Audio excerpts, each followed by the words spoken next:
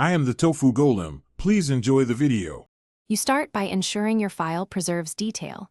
Shoot RAW or open a high-bit TIFF because you need headroom for corrections. Once open, duplicate the background so you always have non-destructive backups and add a 50% gray fill layer set to overlay as a visual dodge and burn reference.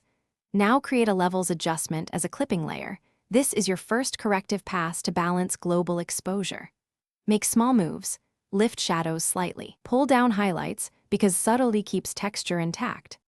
Next, you tackle uneven zones with localized tools. Use curves and paint on the layer mask with a soft brush to lift or darken specific regions. This lets you control the how and why of the change. Once done, run Camera Raw filter for subtle global clarity and color balance adjustments.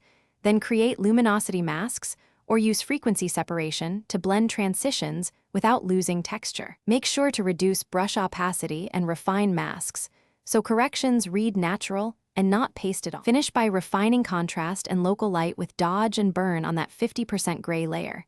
Keep brush opacity low, between 5 and 15%, and work in subtle passes.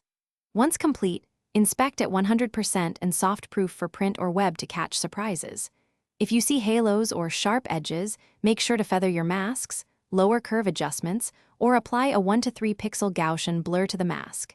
If color shifts persist, add a selective color or hue/saturation layer and desaturate problem tones. Thanks for watching. Consider subscribing if we helped you today.